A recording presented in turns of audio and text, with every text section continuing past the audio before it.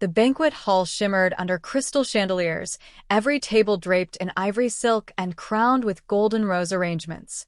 Soft classical music floated through the air, and the scent of rosemary lamb and truffle mashed potatoes wafted past rows of guests dressed in gowns and tuxedos. Before we begin, drop a comment and tell us what would you do in this situation? Be honest, tell me in the comments below. We read every comment. Let's begin. I stood quietly by the dessert table, not daring to touch the silverware. My stomach twisted from hunger, but I clutched my purse tighter and kept my head low. I knew better than to reach for a plate. Not here. Not around them. Don't feed her. She's not even family. My stepmother's voice pierced the room, sharp and disgusted. Forks stopped midair. Heads turned. I froze. Somewhere near the head table, my stepsister Talia laughed and rolled her eyes. My cousins giggled with their mouths full. One of them, Kelsey, picked up a piece of bread and lobbed it at me like I was a stray dog. It hit my shoulder and fell to the floor. The shame burned hotter than the pain. She's lucky we even let her in, my stepmother snapped, wine glass tilted in her hand like royalty. My lips parted, but I said nothing. What could I say? This was my sister's engagement banquet. I'd come in good faith, hoping to show support, hoping to be treated like a human being just once. I looked down at the floor, swallowed hard, blinked away the tears before they could fall. If I gave them the satisfaction of seeing me break, they'd never let me forget it. The hall buzzed again, murmurs resuming like a cruel tide of gossip. She even looks like a burden, someone whispered. I heard she works 2 jobs now, another chuckled. Some kind of cleaning gig. And then, a heavy silence rolled through the entrance, like a storm had stepped in and pulled all the air with it. The music stopped. Heels clicked against marble as I slowly turned. A jet-black bulletproof Rolls-Royce Phantom had pulled up right outside the glass-paneled entrance. 2 sharply dressed guards opened the door. My husband stepped out. Every conversation died.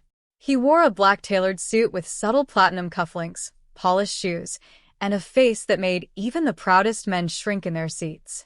His name was Dominic Carter, a name most of the world knew, but few had the power to say in his presence. He walked straight through the stunned crowd. Every guest stood frozen, some mouths parted, others clutching their pearls or phones. Dominic's eyes didn't waver once. Not until he reached me. He slid his hand around my waist, lifted my chin gently with his fingers, and said loud enough for the room to echo, "Who dared touch my queen?" The silence cracked. Gasps swept the crowd. Chairs scraped. I swear someone dropped a wine glass. Talia turned pale. My stepmother stuttered. What? Dominic didn't even look at her. "I told you to wait in the car," I whispered to him, embarrassed. His voice lowered, eyes burning with quiet rage. "I saw the bread hit you from the window." That's when the room began to shift. I felt it like a wave beneath my feet. The stares turned desperate, confused. Then horrified. Because that's when the banquet doors opened again, and 4 network journalists came in with cameras. "That's her," one whispered. "The woman from the Tech Foundation story. She's the investor's wife?" I thought she was just some distant cousin. No. I wasn't. I was the silent force behind Carter Holdings' new $900 million clean energy grant. And I was the reason half the companies here were about to survive the economic storm. But none of them had known that. Until now. Dominic took off his coat, draped it over my shoulders, and turned to the guests. "Let's make something clear," he said calmly. "Anyone who insults her, insults me. And if you think tonight's banquet is more valuable than her dignity, you'll learn tomorrow what happens when my patience is tested." I saw Talia sink into her chair, her engagement ring flashing uselessly as she tried to hide her face. Even Kelsey, who had laughed while throwing bread, scooted her chair back, so far she nearly toppled. "Let's go," Dominic whispered, taking my hand. "But this is Talia's." I hesitated. "You've given them too much already," he said. "Now it's their turn to sit in silence." And with every eye on us, we walked out. The cameras followed. The murmurs followed. And I never looked back. Because the next morning, they'd all wake up to a headline they couldn't erase.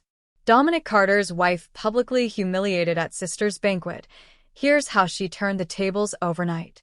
The next morning, chaos exploded like wildfire. It started with a single article, but it was enough to send the entire city's elite into a tailspin. Carter Holdings to withdraw partnerships with firms linked to a hostile banquet incident. Sources confirm Dominic Carter's wife was the target of verbal abuse at elite function. My phone wouldn't stop buzzing. Missed calls. Emails. Apologies I never asked for. Suddenly, everyone remembered I existed. I sat by the window of our penthouse suite, still in the oversized hoodie Dominic had given me the night before. He stood by the counter, fixing coffee the way he always did. 2 sugars, no questions asked. I didn't want it to go viral, I whispered, staring at the news. He didn't look up. It needed to. I turned to face him. They'll say I used your name for revenge. Dominic met my eyes, calm, firm, steady. You didn't need my name. You had your worth long before they buried it. I didn't realize I was crying until I tasted the salt. But there was no time to wallow. Within hours, I received 6 invitations for meetings, 3 urgent voice messages from my stepmother, and a please call me back text from my father, for the first time in 2 years. Talia's wedding planners canceled the sponsorship. Her engagement deal was being questioned. Even her fiancé's family had concerns about image. They were unraveling. But I wasn't done. By evening, I walked into the same hotel where the banquet had been held. This time, not as a ghost. I wore a fitted sapphire blue dress, heels that echoed confidence, and a presence they couldn't ignore if they tried. Dominic stayed back. This was my war to finish. The room went quiet when I entered the hotel's executive lounge. They were already there, my stepmother, my father, Talia, Kelsey, and a few family members who used to call me the leftover kid. Talia stood.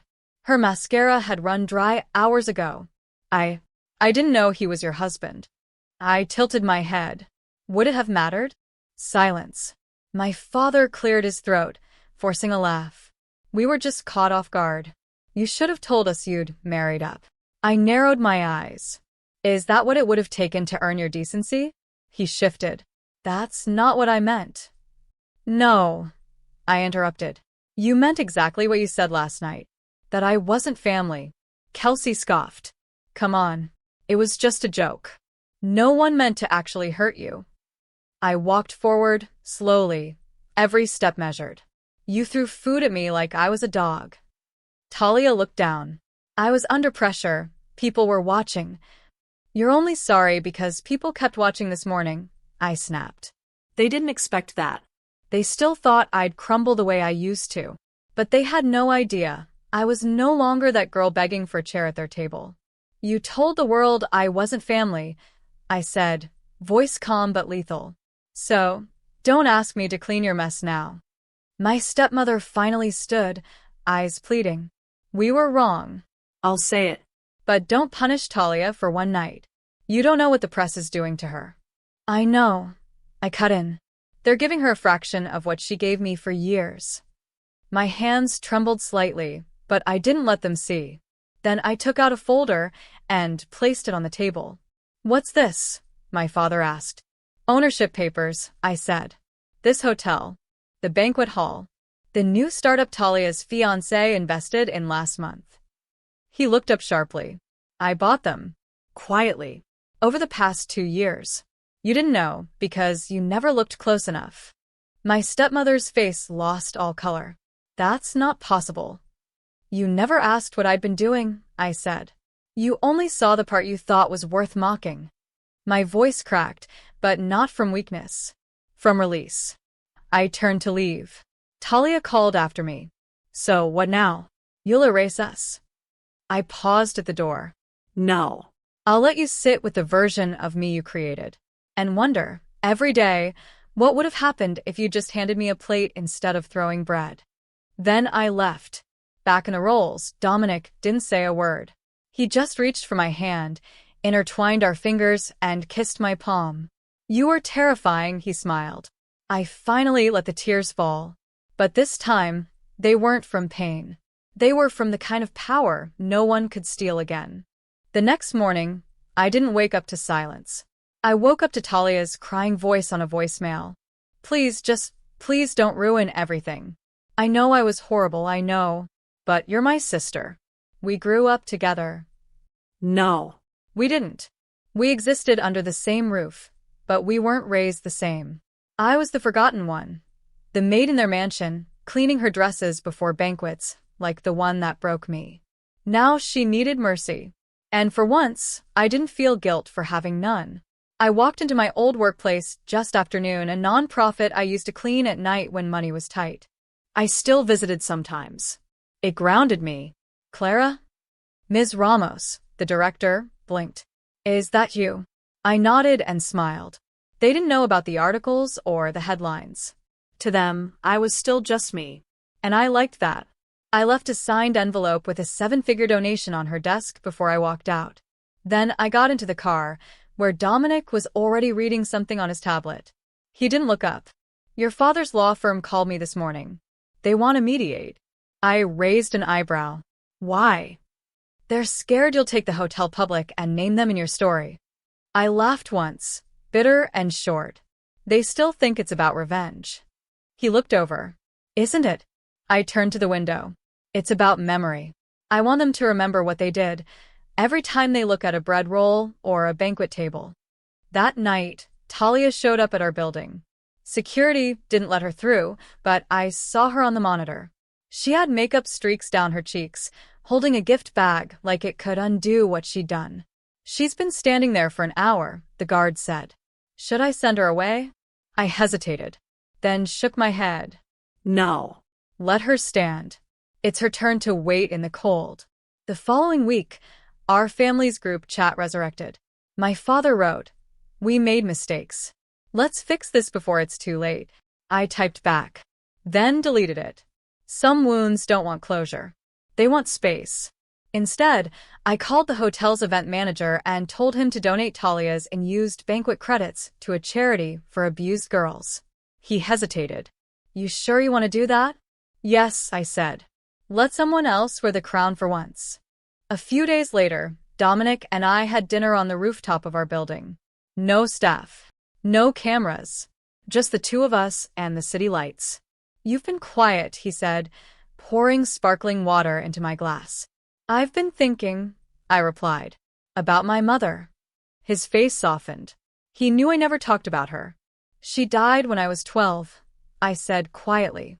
And the moment she did, I became nothing. My stepmother came in and made sure I knew I was just an extra mouth. A charity case. Dominic reached for my hand, but I kept going. My mother used to tell me something when I was little. The world won't see your worth until you stop begging them to. I didn't understand it back then. Now I do.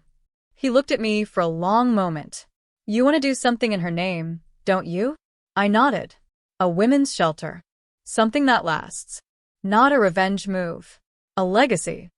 Dominic smiled. I'll back it. No, I said. I want it to be mine. He laughed. Then I'll stay out of your way. Later that week, a courier dropped a thick envelope at our door. I recognized the handwriting immediately, my father's. Inside was a typed letter. Apology. Regret. The usual. But behind it was something else. A small photo, yellowed at the corners. My mother, younger than I'd ever seen her, holding a baby. Not me. There was handwriting on the back. Our first daughter. I wish I could have raised her right. Signed my stepmother's name. I froze. Dominic noticed my face change. What is it? I handed him the photo. He stared. Is that? My half-sister. I whispered. She was born before I ever knew them. Given up. Never spoken about. My chest tightened. All these years, they threw me away for not being one of them, and they erased their real daughter completely. I didn't confront them. I didn't need to. Instead, I did something better. I found her. Her name was Hannah Monroe. She was living 2 states away, working as a preschool teacher, unaware of the storm that once surrounded her birth. When we met, I didn't tell her everything, just enough. That she had a sister. That I came to say hello, not to drag her into drama. She cried when I hugged her. No one had ever called her family before. And somehow, that moment healed more than any apology ever could. 2 weeks later, I walked into the exact same ballroom where I'd once been humiliated. Not as a guest. Not as someone sneaking past the buffet line, ignored and insulted. But as the keynote speaker.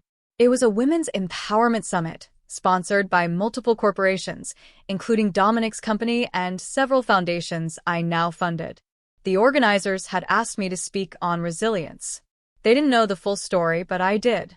As I stepped up to the stage in a sleek white pantsuit, I could feel the eyes. All of them. Some remembered me. Most didn't. That didn't matter.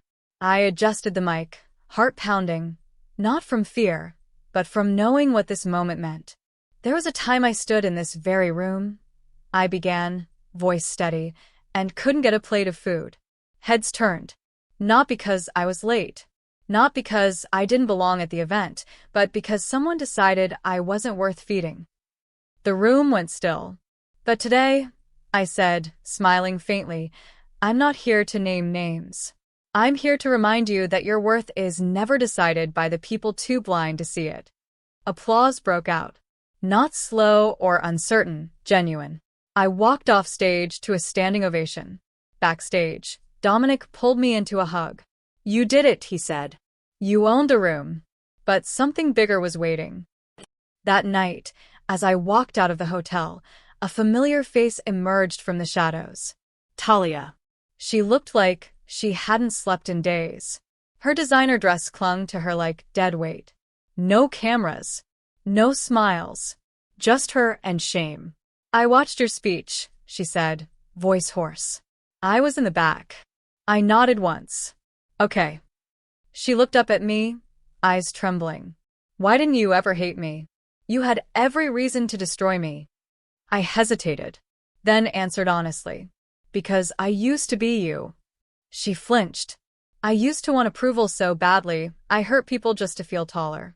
You taught me what I never want to become. Talia started to cry. I lost everything. I know, I said gently. That's the only reason you're here. She looked stunned. I continued. But it's also the only reason I finally see you. She bit her lip. Do you think there's a way back from this? I shook my head. Not to what you had, but maybe toward who you could be. I handed her the name of the women's shelter I was building. Volunteer. Start from the floor you helped me fall to. Maybe then we can speak again. Weeks passed. Then months. Life didn't just heal, it blossomed.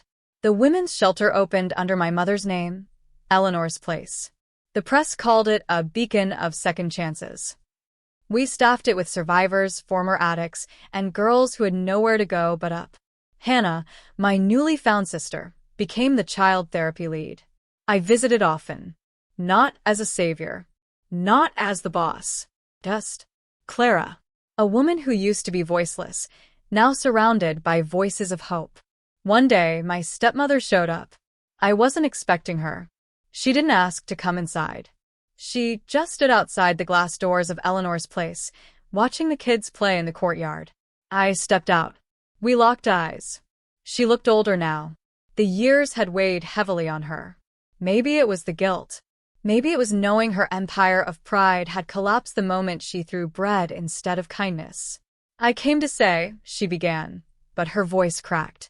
You don't need to say anything, I interrupted. She looked relieved. And crushed. I just needed to see it, she whispered. What you built. I nodded. You could have ruined us, she said. But instead, I gave you the silence you once gave me, I said. Her eyes welled up, but she didn't cry. She turned to leave. Wait, I said. One question. She paused. Why me? I asked. Why was I the one you treated like a stain? She turned slowly, her lips trembling. Because you reminded me of the girl I was before I learned to hate myself. That answer hit deeper than any insult ever had. I let her walk away, and didn't chase her. That night, I sat on the balcony of our penthouse, barefoot, wrapped in a warm blanket. Dominic brought me tea, kissed my temple, and said nothing. He didn't have to. The city below glittered like stars had fallen just for me. Once upon a time, I was a girl standing at the edge of a banquet, starving, ashamed, invisible. Now? Now, I was the table. I didn't need revenge. I had something better. Peace. And they, every last one of them, had to live knowing the woman they called not family became the one person they could never ignore again.